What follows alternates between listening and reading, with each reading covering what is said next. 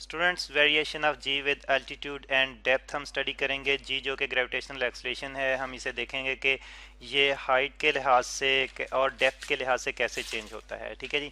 और जो हम फार्मूला न्यूटन के ग्रेविटेशन लॉ के मुताबिक जो हम जी के लिए फार्मूला ड्राइव करते हैं वो यहाँ पे हम लिख लेते हैं। ये है जी हमारे पास G is equal to capital G M E, और एम ई जो है ये मास ऑफ अर्थ है divided by R E square. ठीक है।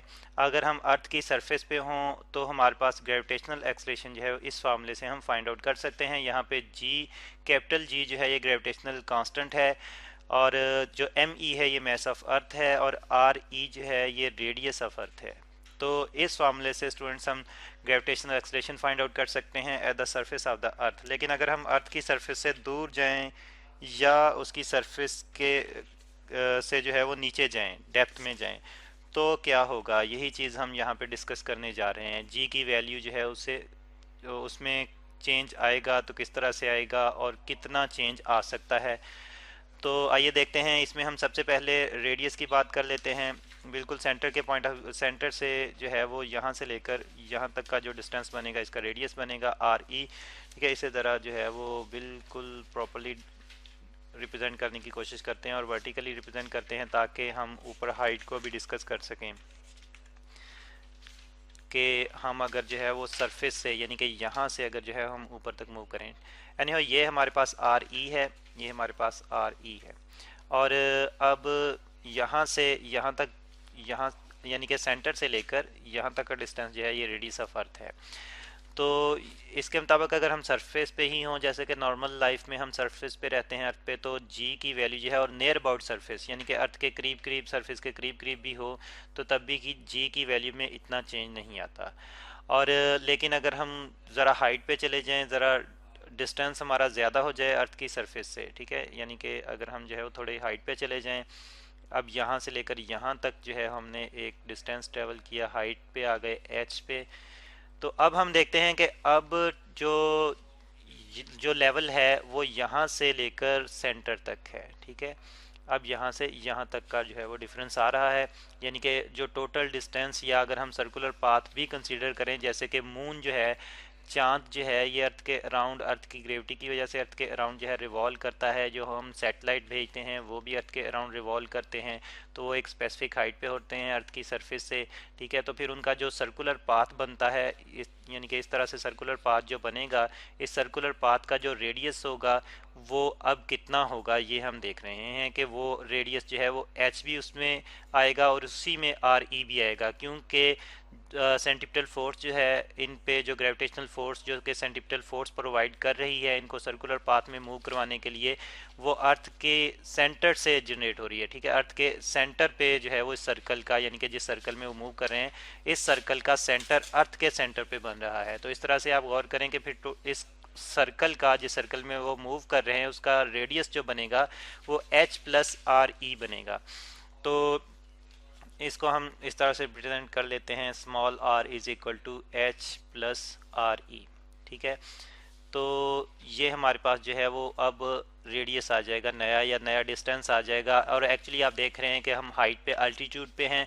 तो अब इसके मुताबिक अगर जो जो ऊपर फार्मूला हमने ये जी के लिए लिखा हुआ है, इसमें हम आर ई की जगह अब ये नई वाली जो हाइट है या नया रेडियस जो है ये सब्स्टिट्यूट करें, ये पुट करें, तो जी की वैल्यू हमारे पास फिर आ जाती है जी एम ई, यानी कि कैपिटल जी जो कि ग्रेविटेशनल कांस्टेंट है, एम ई यानी कि mass of earth, divided by R E की जगह स्टूडेंट्स अब आर ई प्लस एच का स्केयर आएगा, आर ई प्लस एच, इसका होल का स्केयर आएगा। अब आप अब आप गौर करें कि इसमें ये इसको, चले हम इसको पहले नंबर दे देते हैं, ये हमारे पास सेकंड इक्वेशन है। अब फर्स्ट इक्वेशन और सेकंड इक्वेशन पे ज़रा आप गौर करें कि इनके मुताबिक फिर जो है वो यहाँ पे इस चीज़ पे, यानी कि डिनोमिनेटर पे गौर करें, तो आर ई प्लस एच जो है, आर ई प्लस एच, इसका जो स्केयर आएगा, इसका जो स्क्वेयर आएगा ये काफ़ी ज़्यादा आएगा, greater than R E square से। ठीक है। आर ई स्केयर से। और फिर हम देखते हैं कि जी जो है इनके इन्वर्सली प्रोपोर्शनल है। ठीक है। जी जो है इस डिस्टेंस के इन्वर्सली प्रोपोर्शनल है, इस रेडियस के इन्वर्सली प्रोपोर्शनल है। अब इससे क्या मुराद है, इससे जो है वो हमें ये पता चलता है कि अगर डिस्टेंस यानी कि रेडियस जो है वो अगर बढ़ता है तो जी कम होगा इन्वर्स प्रोपोर्शन में। अगर एक क्वांटिटी इंक्रीज होती है तो दूसरी डिक्रीज होगी। तो इसका मतलब ये है कि अगर जो है वो डिस्टेंस यानी कि रेडियस जो है वो बढ़ रहा है तो जी की वैल्यू कम हो जाएगी, जी की मैग्नीट्यूड कम हो जाएगी। ठीक है। तो फिर हम कह सकते हैं कि जब हम अल्टीट्यूड पे होते हैं तो जी जो है वो कम होता है। तो इस जी को हम जी डैश से रिप्रेजेंट कर सकते हैं।